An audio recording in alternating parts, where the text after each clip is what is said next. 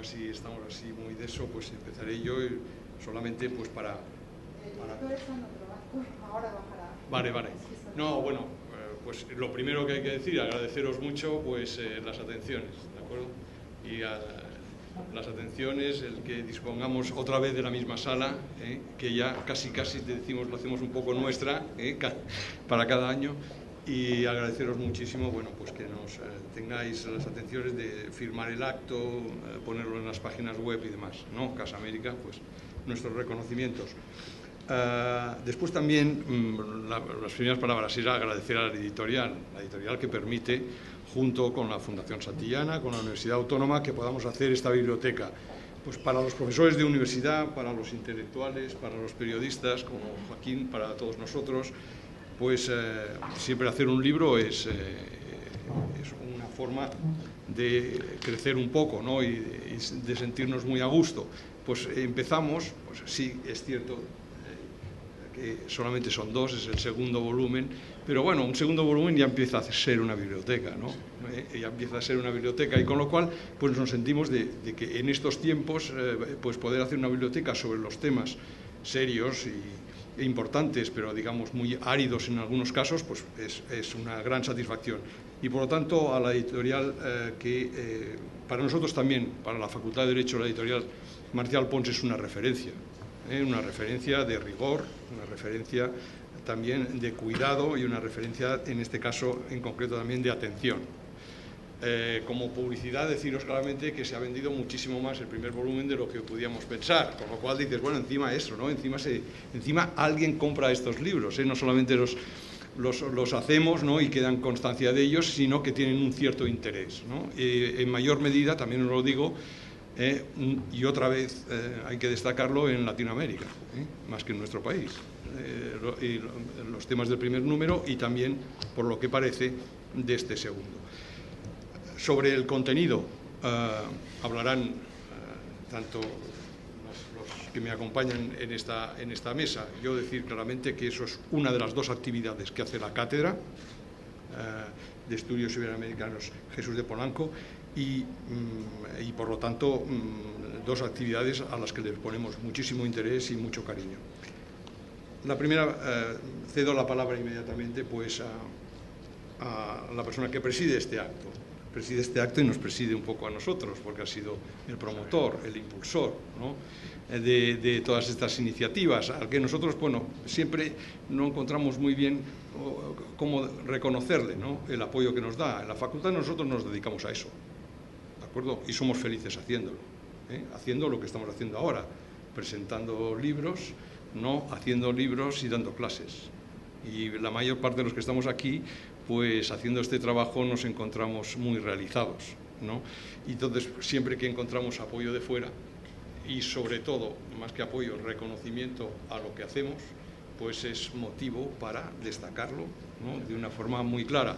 Y por lo tanto, bueno, don Ignacio Polanco, pues con este reconocimiento te cedo la palabra en este acto. Esto todo lo dice porque el año pasado le invité a una caña y quiere que le invite este año también o algo así, ¿no? Pero te invito de todas maneras. Vale. Bueno, me complace compartir de nuevo con tan buenos amigos y colaboradores este segundo volumen de la Biblioteca de Gobernanza y Derechos Humanos que edita la Cátedra de Estudios Iberoamericanos Jesús de Polanco y Marcial Pons. Para la Fundación Santillana es muy grato comprobar el enriquecimiento intelectual que ha propiciado el Máster de Gobernanza y Derechos Humanos desde su creación. Ver reunidos en una tarea común a tan estimables profesores y confirmar un curso tras otro el talento de los jóvenes que se han acercado a recibir las lecciones que tan importantes serán en su eminente carrera profesional. El libro, excelentemente coordinado por el profesor Liborio Hierro, contribuye al desarrollo de nuestro máster, reuniendo parte de las enseñanzas impartidas en el curso anterior. Para los ciudadanos inmersos en la cotidiana tarea de entender los dilemas de nuestro tiempo, la opinión publicada es un alimento necesario. Vemos cómo se confrontan en los medios de comunicación las ideas en liza y de este modo aprendemos a perfilar mejor las nuestras. pero el fragor de la discusión pública no siempre es suficiente. Nos hacen falta volúmenes como este para entender mejor la profundidad de los asuntos que tanto nos conciernen. No en vano distinguían los griegos entre opinión y conocimiento. Este volumen es conocimiento. Que haya derechos individuales y colectivos que puedan surgir como una contradicción nos da idea de que no todo ha sido resuelto, no todo ha sido establecido de una vez y para siempre.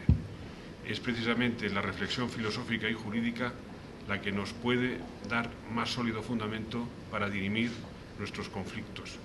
Y a esta tarea están llamados los alumnos que aspiran a hacer efectiva su contribución profesional a la sociedad de nuestro tiempo. No se oye. Sostiene el profesor Liborio Hierro que frente al derecho divino de los reyes, como legitimación del poder absoluto en su forma monárquica, se despliegan los derechos humanos como legitimación de la rebelión del individuo contra ese poder absoluto. Los derechos humanos, añade, se inventaron para proteger y promocionar la autonomía y la libertad de las personas como agentes morales individuales. Como pueden ustedes ver, el debate jurídico se sostiene en una perpetua ebullición de actualidad.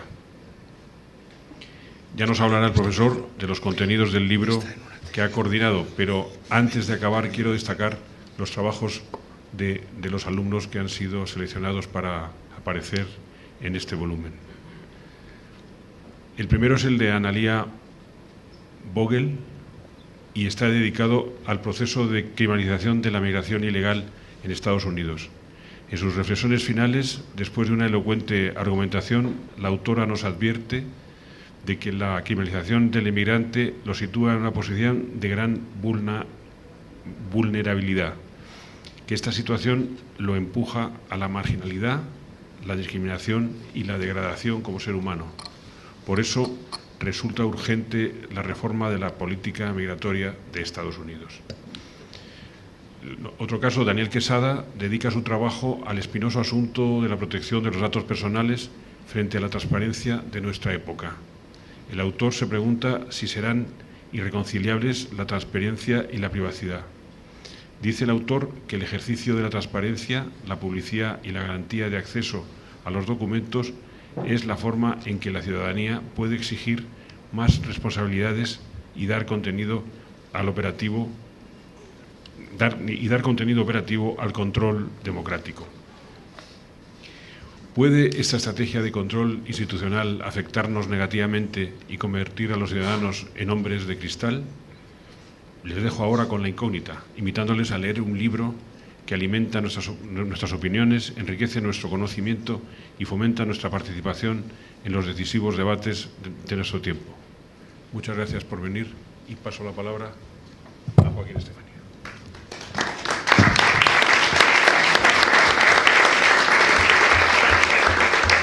Buenas tardes, me sumo a los agradecimientos que han hecho tanto el profesor Rovira como Ignacio Polanco.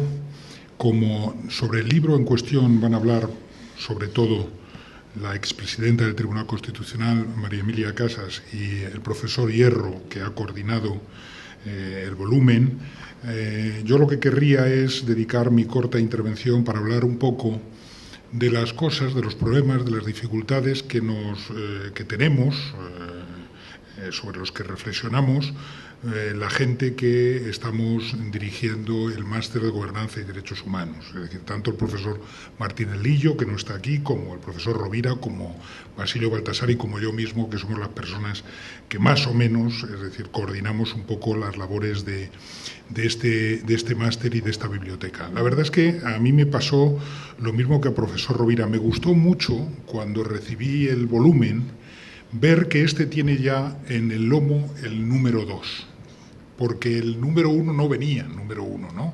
Y entonces uno teme, con las bibliotecas, con las revistas, con las publicaciones, que muchas de ellas no pasen del número 1, ¿no? Que sean un buen deseo que luego no continúa, ¿no? Entonces el que haya número 2 significa que por lo menos habrá y 3, por lo menos, ¿no?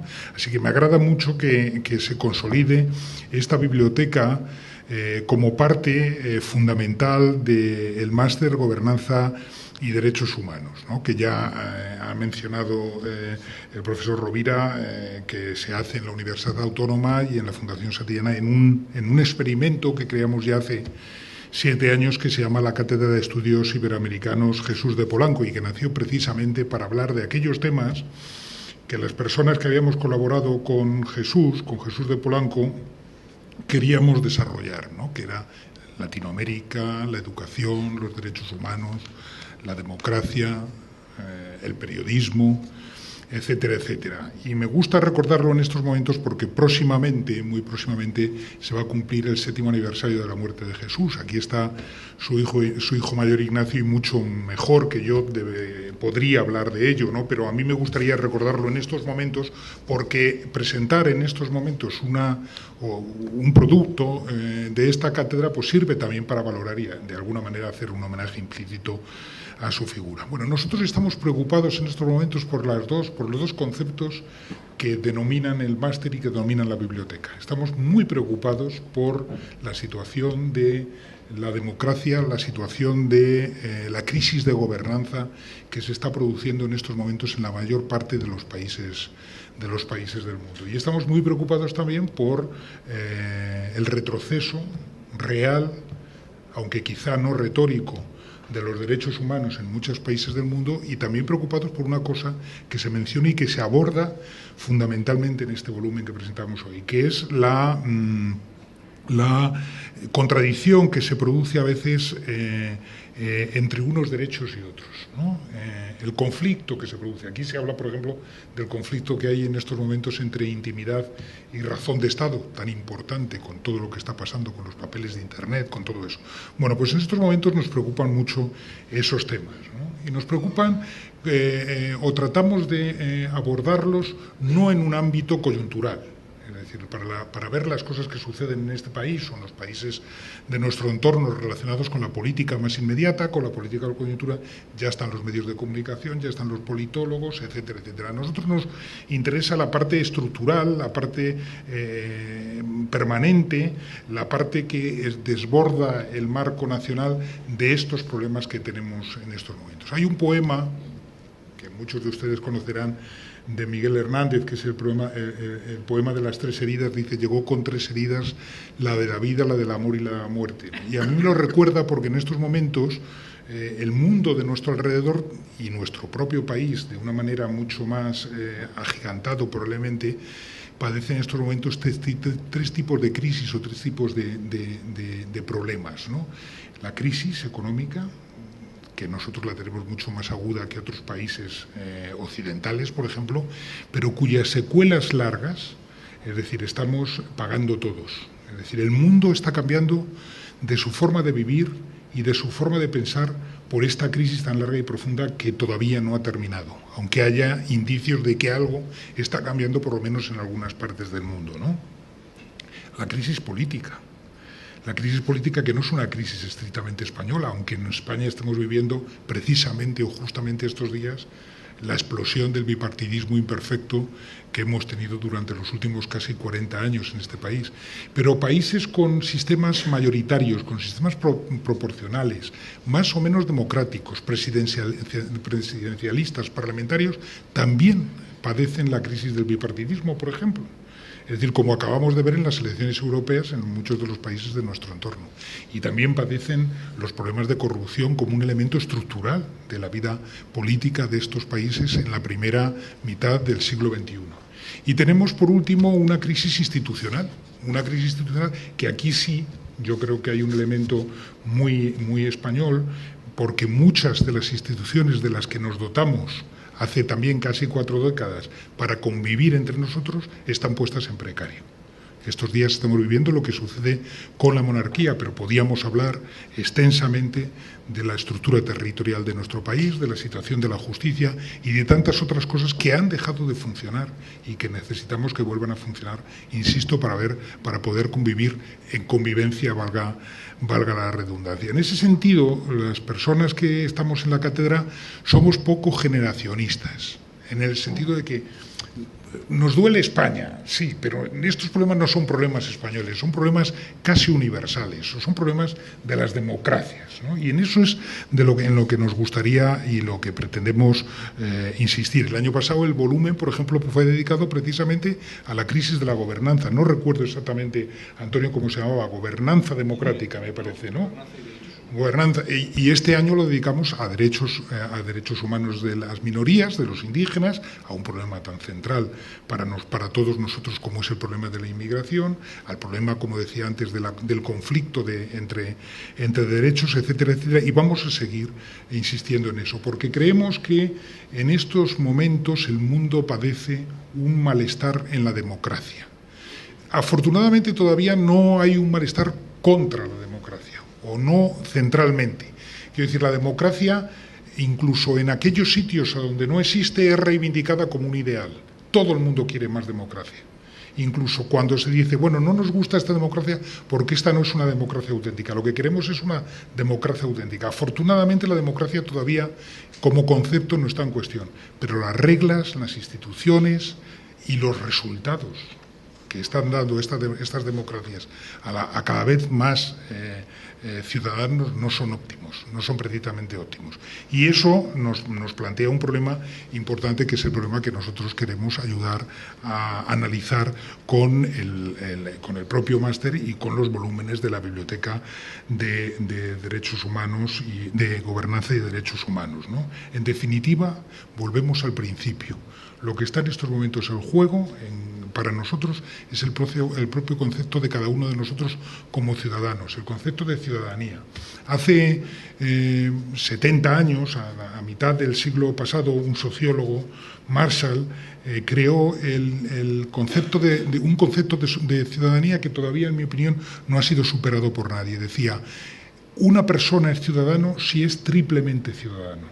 Si tiene los derechos políticos, es decir, el derecho a elegir a sus representantes y a ser elegido si se presenta, los derechos civiles, el derecho a la libertad de expresión, a la libertad de pensamiento, a la libertad de asociación, los derechos fundamentales, y un derecho del que nos hemos olvidado en el mundo en los últimos 30 o 40 años, que es el derecho económico, el derecho social.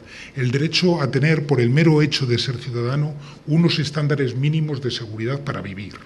Y ese es el de que nos hemos olvidado más tiempo. Pues bien, extender ese concepto de ciudadanía, analizar ese concepto de ciudadanía a través de la crisis de las democracias representativas y a través de la extensión y de la calidad de los derechos humanos, es a lo que pretendemos seguir, haciendo en la próxima edición del máster y en el próximo volumen de la Biblioteca de Gobernanza y Derechos Humanos. Muchas gracias.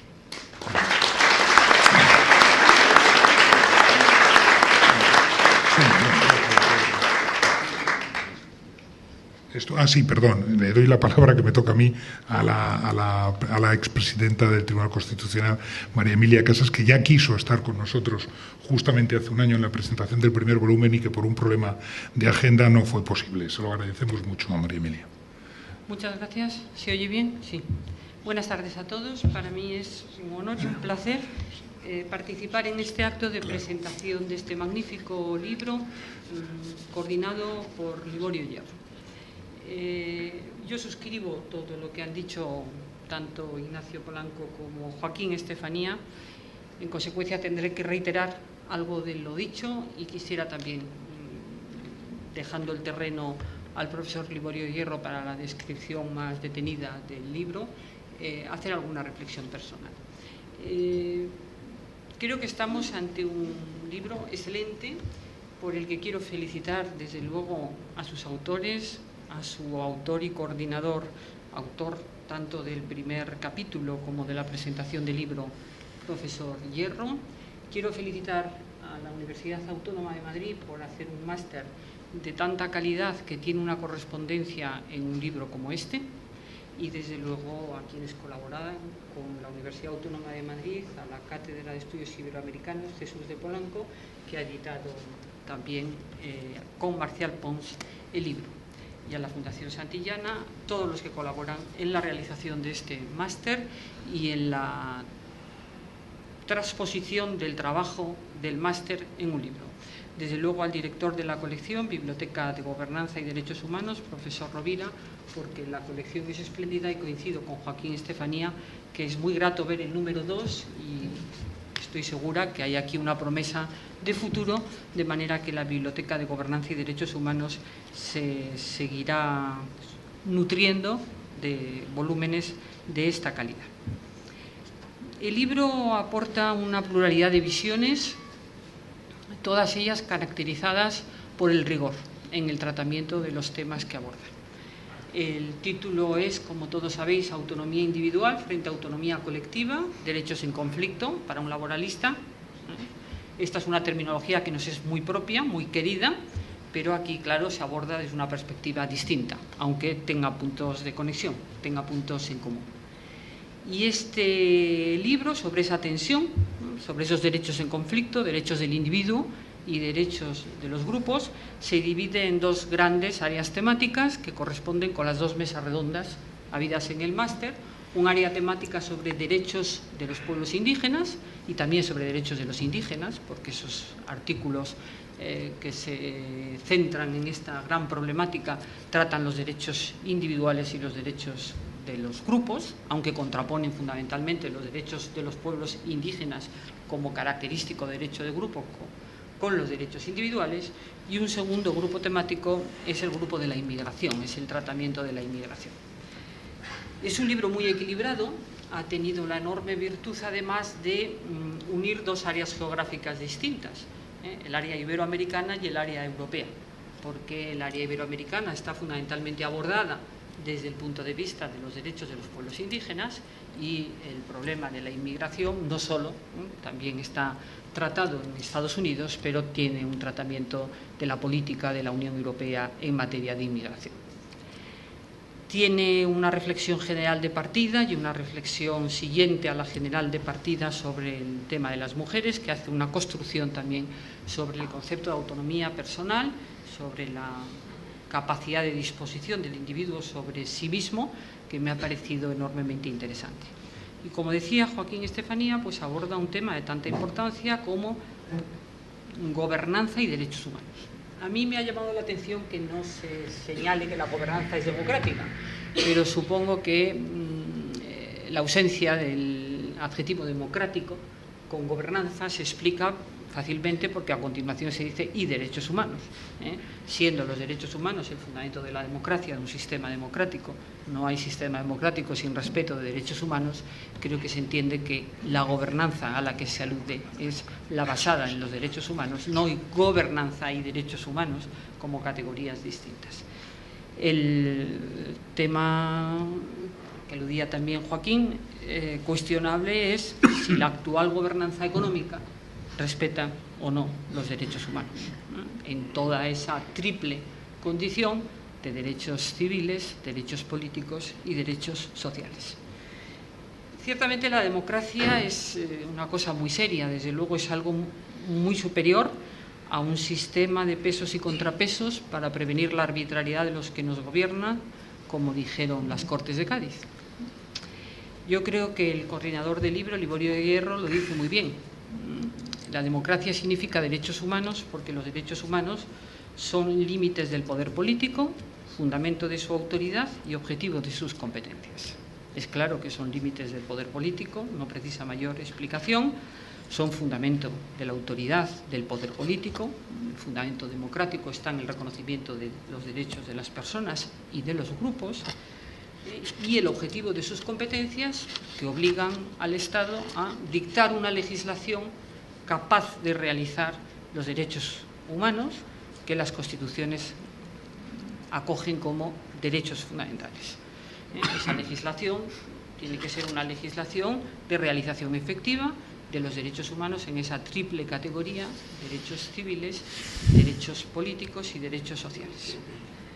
El trabajo que abre el libro, que es el del profesor Liborio Hierro, que se titula Autonomía y Derechos Humanos, ¿para qué se inventaron los derechos humanos?, a mí me parece realmente apasionante.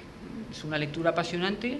A aquellos que no hayan leído, yo recomiendo muy vivamente la lectura de todo el libro, empezando por el pórtico tan estupendo que Liborio de Hierro hace. Su pensamiento lo condensa en la presentación, es una presentación muy medida, por cierto, y muy bien hecha, de los trabajos que compone el libro, y la vuelve a condensar de una manera beligerante, entendido yo, en las páginas finales de su artículo, en las páginas 50 y 51. A lo largo del tratamiento histórico que hace, cómo se inventaron los derechos humanos, para qué se inventaron los derechos humanos, Liborio sostiene que desde el invento de los derechos humanos, en los primeros textos sobre derechos humanos, en las primeras declaraciones de derechos, los primeros defensores de los derechos humanos pensaban ya que el individuo no es un individuo separado de sus relaciones con los demás, dice, aislado de su comunidad, de su nación, de su pueblo o de su historia.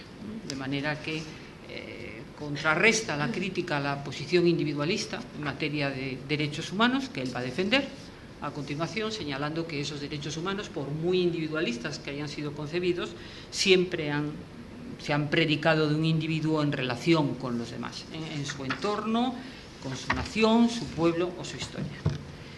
Y dice que desde los primeros textos sobre derechos humanos, y lo prueba, ya digo que la lectura es apasionante, de este primer capítulo, aparecieron los derechos sociales, de manera que, con la cita de García Manrique, que es un estupendo libro también, La libertad de todos, una defensa de los derechos sociales, editado en Barcelona en 2013, es un libro reciente, se demuestra que los derechos sociales no son unos derechos de segunda generación, como estamos acostumbrados a escuchar, sino que son derechos que aparecen con los primeros derechos, aquellos que son más fácilmente declarables, porque afectan al individuo sin esa necesidad de que el poder político asuma esos derechos como competencias, como objetivos.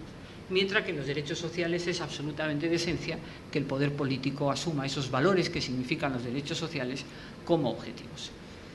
Y él lo demuestra, y pues consultando la Declaración de Derechos Humanos del 48 o la Carta de Naciones Unidas, la Carta Fundacional, pues también está llena de derechos sociales, ciertamente.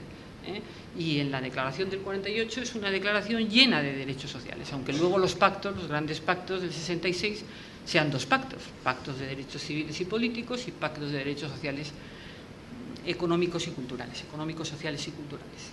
Claro, es verdad que la Carta se explica en su contexto y la Declaración del 48 se explica en su contexto, que es casi un contexto de Guerra Fría, de dos bloques victoriosos en la Segunda Guerra Mundial, pero enfrentados en ese momento, y los terceros no alineados que podían enlazar con lo que aquí aparece como derechos de los pueblos indígenas, inicialmente como experiencias de colonización, delimitación de territorios, que fue también complejo, pero la gran contraposición entre las economías occidentales liberales, partidarias de los derechos clásicos, derechos civiles y políticos, y los países socialistas, partidarios de los derechos sociales, o derechos sociales, económicos y culturales.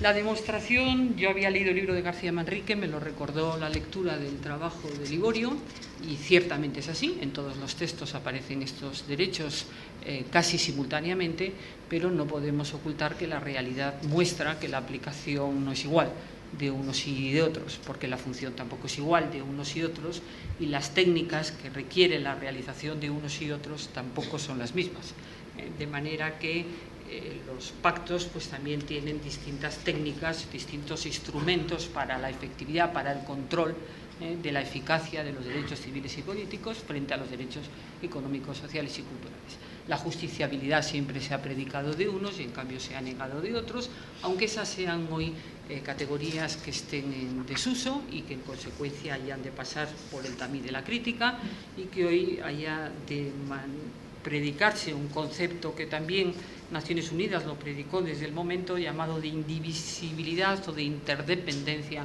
de los grandes grupos de derechos humanos, porque el ser humano, lo mismo que no es nada sin derechos y en relación con el grupo, pues tampoco es nada sin derechos de las tres categorías, no exclusivamente civiles y políticos, aunque los sociales no sean de segunda generación.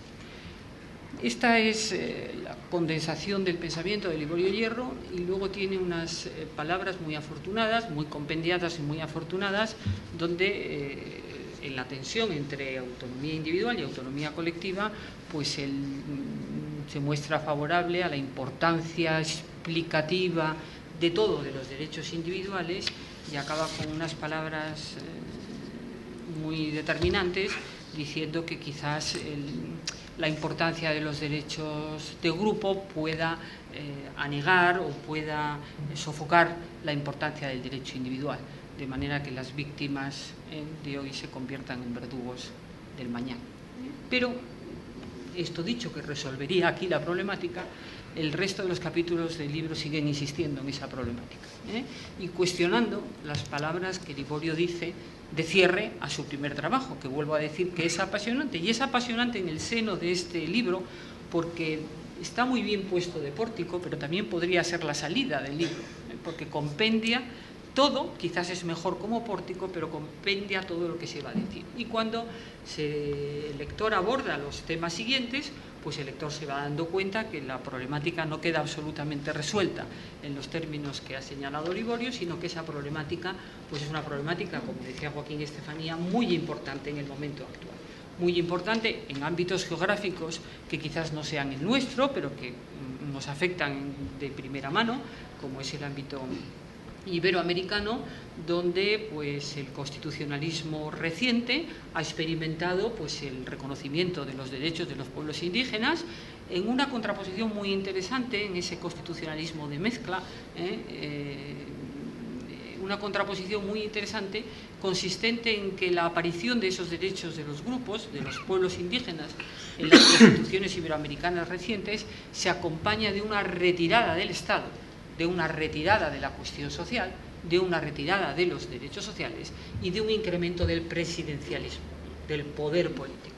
De manera que son fenómenos todos muy curiosos, siempre con facetas plurales, todos muy importantes, que permiten analizar, aparte del trabajo de Silvina Álvarez sobre la situación de la mujer, pues la afectación de dos grupos sociales muy importantes, como el integrante o el integrado por las personas indígenas y por los inmigrantes.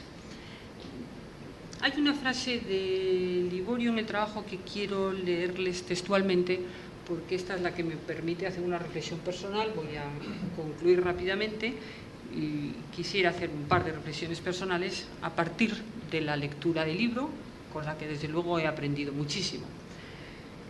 Dice Liborio Hierro: toda la teoría de los derechos se basa desde entonces, desde las primeras declaraciones de derechos, donde aparecieron todos, en el derecho de las personas a elegir cada vez más cómo quieren vivir, es decir, en su autonomía individual.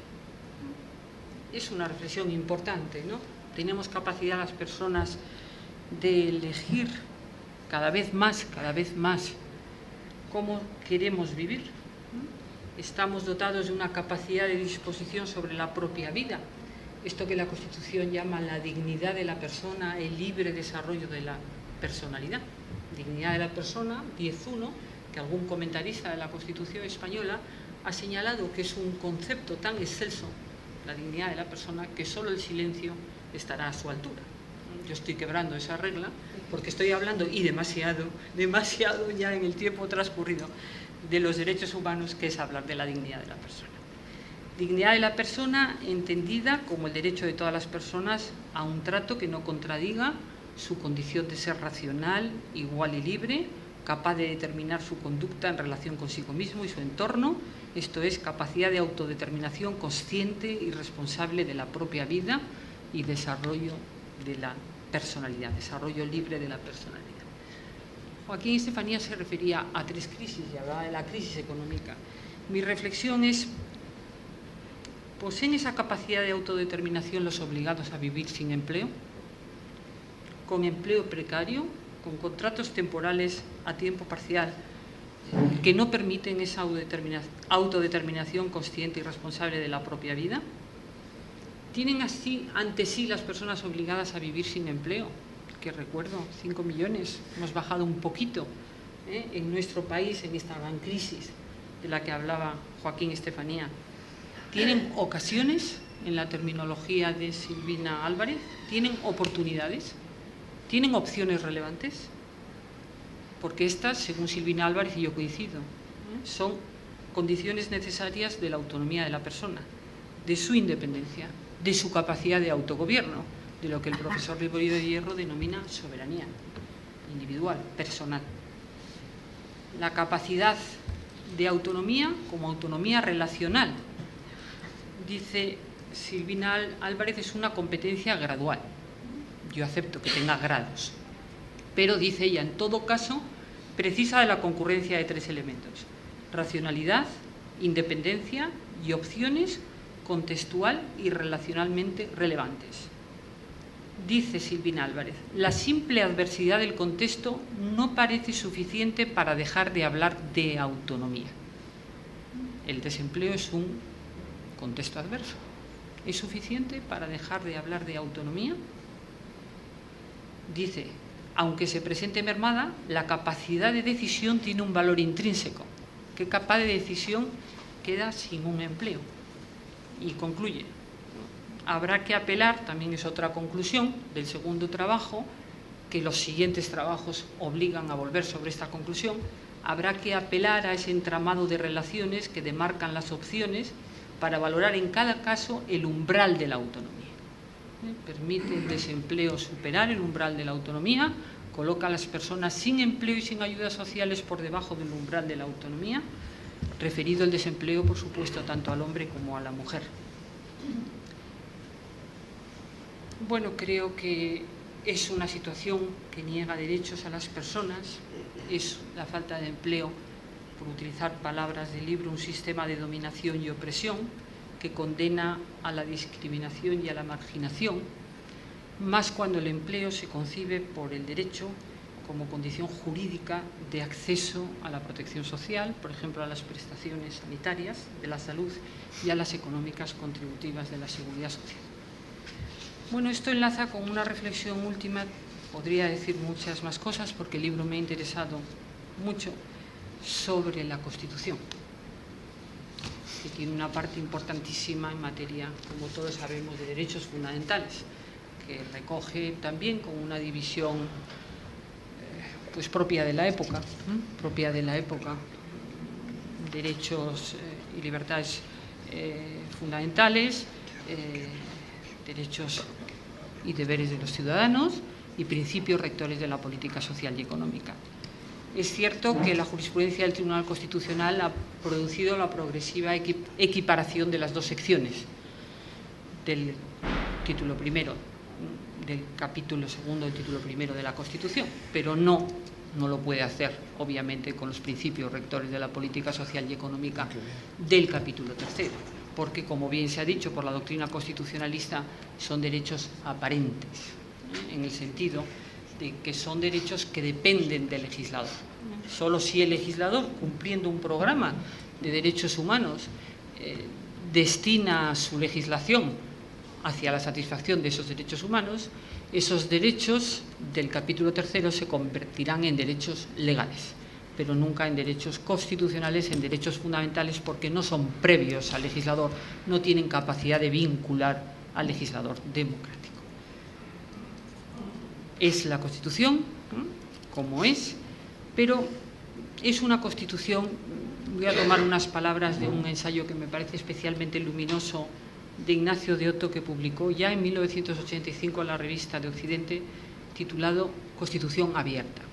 Es un ensayo de 7 páginas, que yo también recomiendo la lectura porque en 7 páginas se pueden decir muchas cosas. Y plantea problemas hace 25 años que son tan relevantes hace 25 años como lo son hoy, y quizás hoy con mayor intensidad.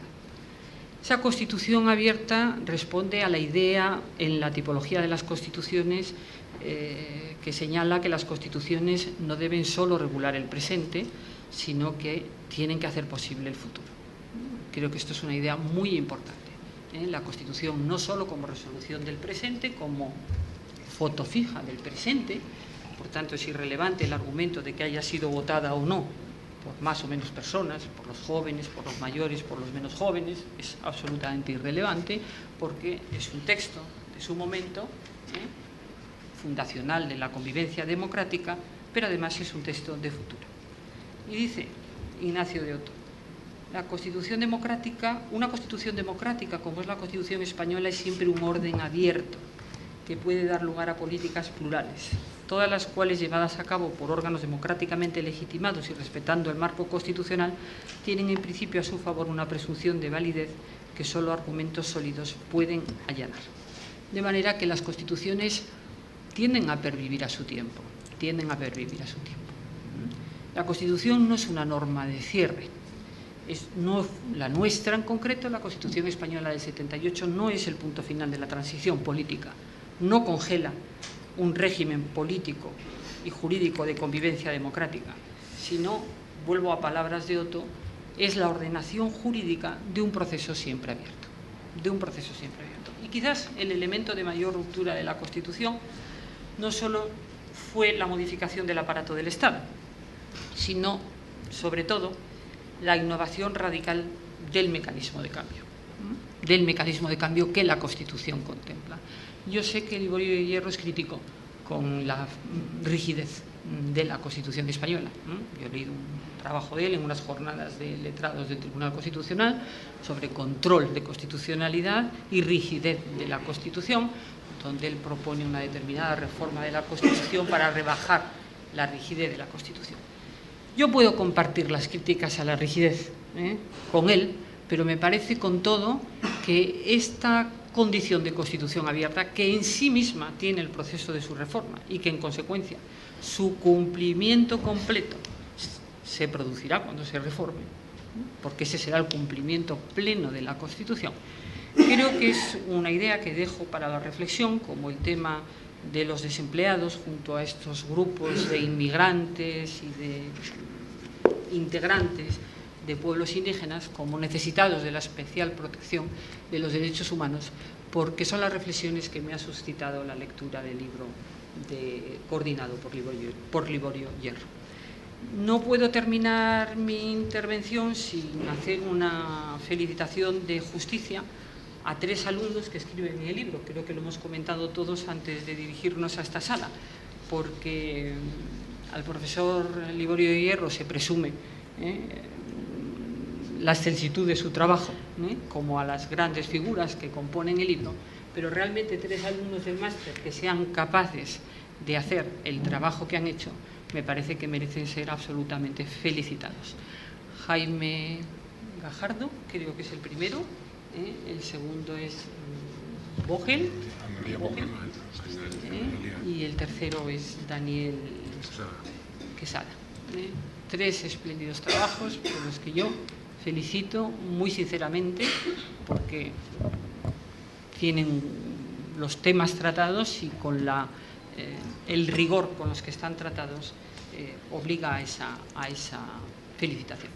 Concluyo con una recomendación entusiasta a la lectura de este segundo volumen de la colección Biblioteca de Gobernanza y Derechos Humanos. Encontrarán ustedes ahí los problemas de los estados multiculturales frente a los estados monoculturales, el problema de la neutralidad del Estado, que no es lo mismo evidentemente en tema de religión, que es muy importante, que en tema de cultura, la relación entre los grupos y los individuos, los cimientos del Estado.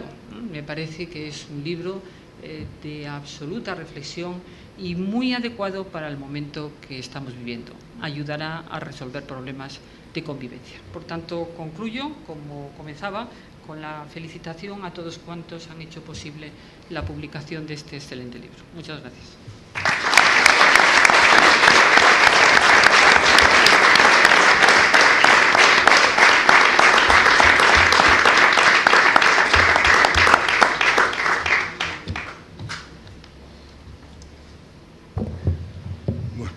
Muchas gracias a todos, muchas gracias María Emilia.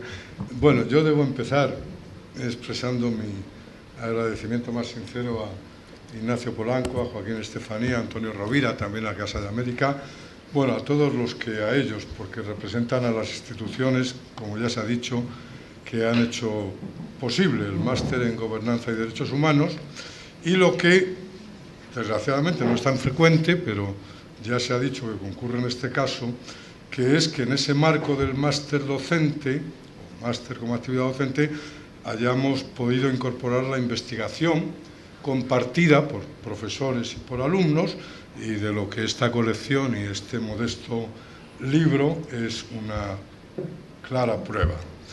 Quiero también expresar mi agradecimiento, sumándome a lo que se ha dicho, a los 8 autores que yo aquí solo represento y hablo ilegítimamente en su nombre porque no me han autorizado, pero no podíamos hablar todos, supongo. Digo mi agradecimiento a los 8 autores que generosamente han contribuido de forma muy eficaz y muy brillante a que este libro sea posible. Yo no consigo acostumbrarme a decir eso de autoras y autores, profesoras y profesores, alumnas y alumnos. Bueno, me disculpan ustedes, pero sí quiero constatar que quiero llamar la atención de que de los 8 autores, 4 son mujeres, y añadiré que 3, un profesor, una alumna y un alumno, son procedentes de países latinoamericanos. Quiero decir que hay presencia de varones y mujeres, presencia destacada, y hay presencia, como también queremos en el máster, de autores nacionales y autores, españoles y autores latinoamericanos. Los autores a los que quiero expresar en público, para quienes no conocen de ustedes el libro o no lo han leído todavía, son los siguientes: Silvina Álvarez, que está con nosotros, de la Universidad Autónoma de Madrid; Néstor Visco, que no está con nosotros, de la Universidad Pompeu Fabra de Barcelona; Roberto Gargarella, del CONICET argentino, que es como el Consejo Superior de Investigaciones Científicas español; Javier de Lucas, de la Universidad de Valencia; y Carmen Pérez, de la Universidad Carlos III de Madrid. Y los 3 alumnos, de los cuales 2 están con nosotros, son Jaime Gajardo, Analía Vogel y Daniel Quesada, como ya ha citado antes María Emilia. Junto a ellos he de añadir mi agradecimiento a Héctor Romero, que está aquí presente, que fue o es el secretario de redacción de esta colección y, por así decirlo, el alma mater para que al final las cosas salgan debidamente y a su tiempo. Y finalmente, claro, quiero un agradecimiento muy especial a María Emilia Casas, que ha aceptado presentar este libro. Es algo así como ser la madrina laica de esta criatura académica recién nacida.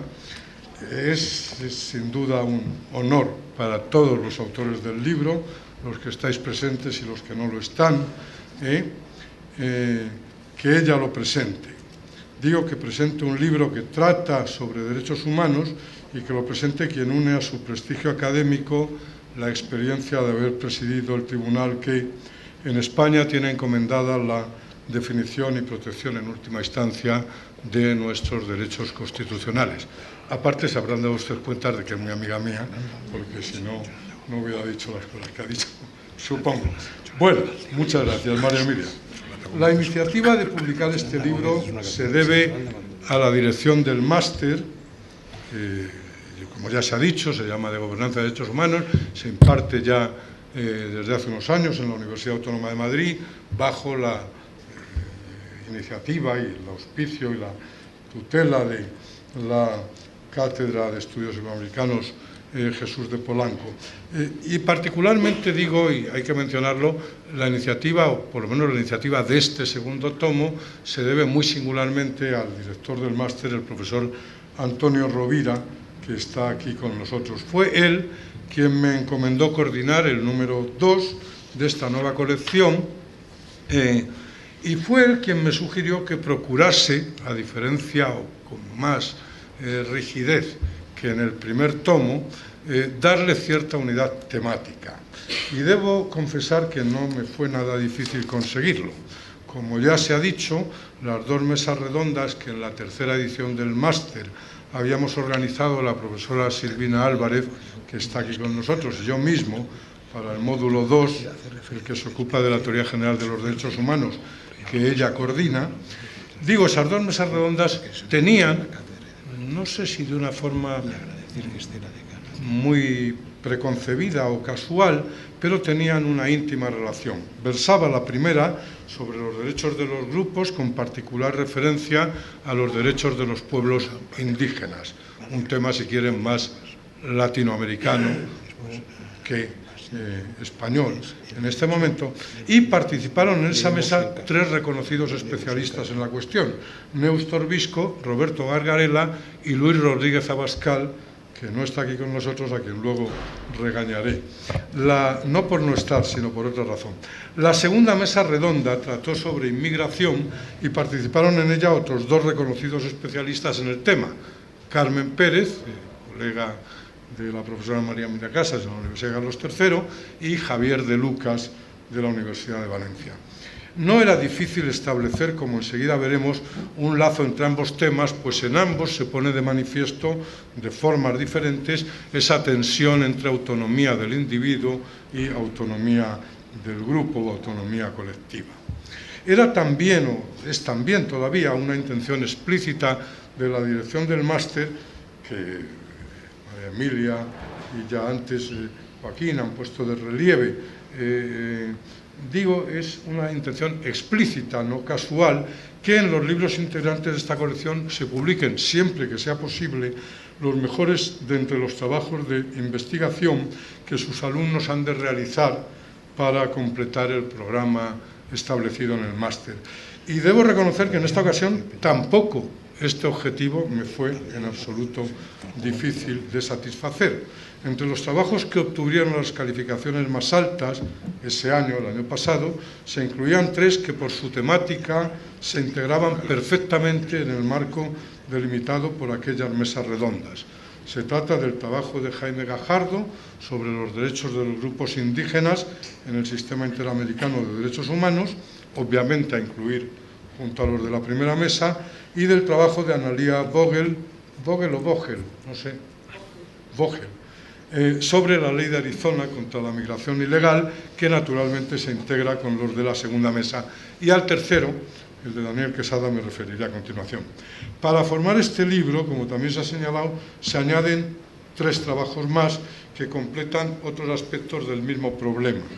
Se debe el primero de ellos a la profesora Silvina Álvarez, que ya he mencionado, que es coordinadora de uno de los módulos del máster, y trata sobre los aspectos de la autonomía individual que la secular y persistente discriminación de las mujeres por razón de género ha puesto de relieve, y al hacerlo ha obligado a refinar, en beneficio de todos, no solo de las mujeres, el concepto de autonomía personal.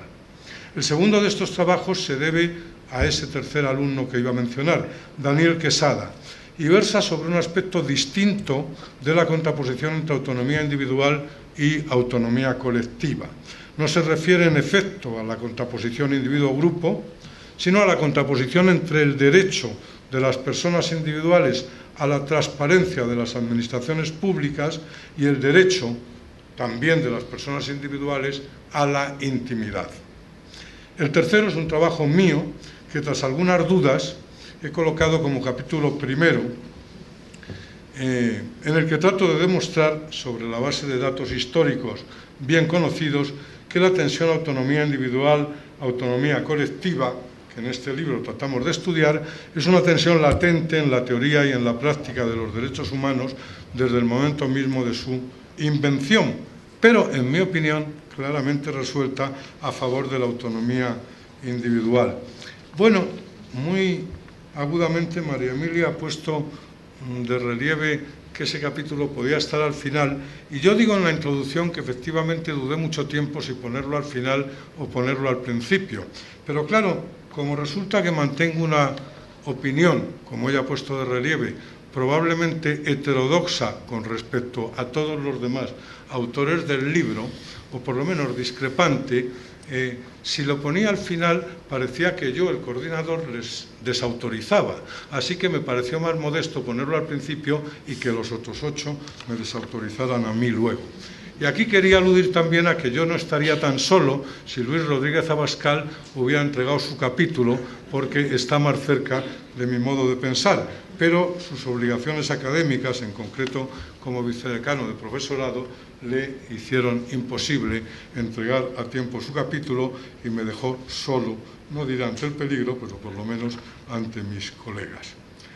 Bueno, tanto las comunidades indígenas como los grupos inmigrantes constituyen con absoluta casi frecuencia grupos minoritarios de personas con rasgos étnicos y culturales distintos a los de la mayoría de la sociedad en que se incardinan.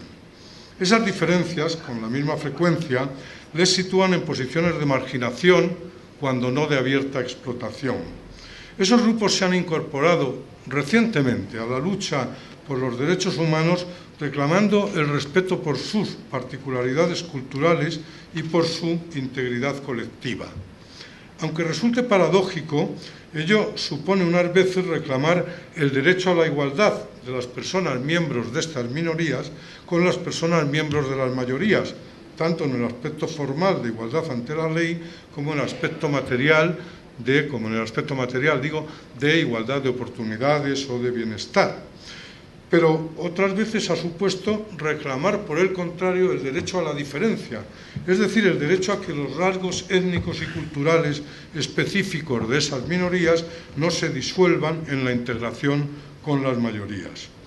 Esta paradoja sería solo aparente, menos trascendente, si todo tipo de organización social, sociedad, comunidad, tribu, familia o lo que sea, y todo tipo de cultura, mágica, politeísta, monoteísta, laica o lo que sea, fuese coherente con lo que consideramos derechos humanos individuales, tal y como se proclamaron en las revoluciones burguesas occidentales y, tras diversos avatares, encontró una acogida mucho más global en la Declaración Universal de Derechos Humanos de 1948.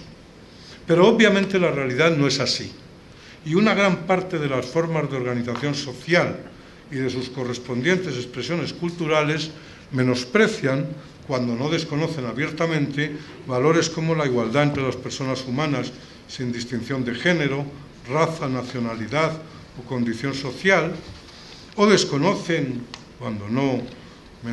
menosprecian cuando no desconocen la libertad de cada persona individual para forjar su propio plan de vida, o la legitimación de la autoridad política en el consentimiento de los gobernados, etcétera, etcétera.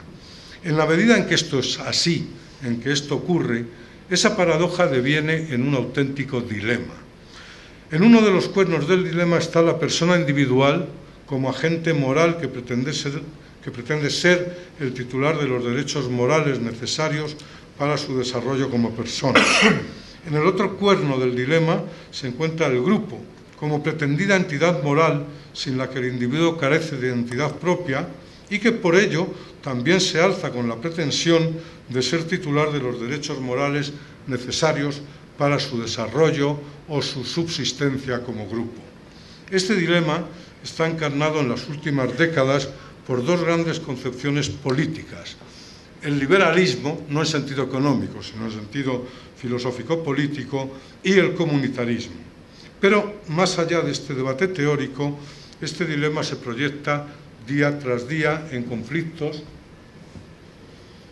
textos normativos diversos, decisiones jurisdiccionales complejas, acuerdos y desacuerdos. Los derechos humanos, como María Emilia ha puesto de relieve, en mi opinión se inventaron, se inventaron para proteger y promover la autonomía y la libertad del individuo, de la persona humana individual, frente al enorme poder centralizado en el Estado moderno y frente a cualquier otra instancia de poder. Designan el ámbito, efectivamente, creo yo, de la soberanía individual y se convirtieron, ya en sus primeras declaraciones ilustradas de finales del 18, no solo en los límites del poder político, sino en el fundamento de su autoridad y en el objetivo de sus competencias. Toda la teoría de los derechos humanos se basa desde entonces en ese derecho de las personas a elegir cada vez más cómo quieren vivir, es decir, en su autonomía individual. No hay duda, me parece a mí, de que la autonomía individual y por ello los derechos humanos incluyen también derechos de ejercicio colectivo, como los de asociación o de reunión, y también derechos que requieren la mediación de comunidades o grupos, como los derechos culturales, lingüísticos o la propia ciudadanía y los derechos de participación política. Tampoco hay duda, creo, de que ciertos derechos solo pueden atribuirse a determinados grupos humanos, como el derecho de un pueblo a reformar o a abolir una forma de gobierno que destruya los derechos humanos de sus miembros. Solo surge el problema, solo aparece el conflicto, cuando se atribuyen derechos colectivos a un grupo humano para garantizar su supervivencia como tal grupo, su identidad colectiva o su autonomía como colectivo, y esos derechos del grupo se pretenden superponer a o se pretenden intercambiar en condiciones de igualdad con los derechos humanos de sus miembros. Es entonces cuando los viejos poderes, absolutos o menos absolutos, hacen suyo entonces el lenguaje de los derechos para revestirse de una legitimación nueva y volver a dominar a las personas, y no es tampoco extraño que en ese proceso a veces las víctimas de ayer puedan convertirse en los agresores de mañana, frase que es de una autora americana, de Shai no mía. Bien, son muy diversos los problemas que se abordan en este libro y prácticamente todos ellos son problemas complejos cuyas soluciones desde el punto de vista jurídico, desde el punto de vista político o desde el punto de vista moral resultan discutibles. Pero en todos ellos se manifiesta esa tensión no resuelta entre la autonomía individual y la autonomía colectiva, entre los derechos del individuo y la soberanía del Estado, entre unos derechos que se conciben y proclaman como universales, pero cuya satisfacción y protección queda en gran parte circunscrita al ámbito particular de la ciudadanía. Estas tensiones están hoy en día en plena explosión de la globalización y en plena crisis del sistema westfaliano de Estados soberanos, determinando en gran medida, estas tensiones están determinando en gran medida la agenda filosófica y la agenda política. Yo espero y deseo que este libro sea un modesto instrumento más a favor de la reflexión y del diálogo y que contribuya a seguir desarrollando aquel ideal ilustrado de que son las personas, todas las personas humanas por igual, los titulares de ciertos derechos morales fundamentales y que los gobiernos, entendiendo como tales las formas políticas de cualquier nivel institucional, se han instituido entre los hombres solo para garantizar estos derechos y que derivan sus poderes legítimos solo del consentimiento de los gobernados. Muchas gracias.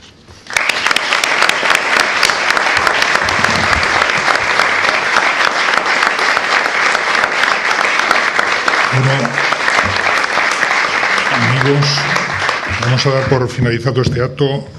Simplemente decir dos o tres cosas. Primero, no sé si hemos dicho que el tercer tomo dedicado al derecho de los animales va a ser coordinado por Basilio Baltasar, director de la Fundación Santillana, que está aquí presente.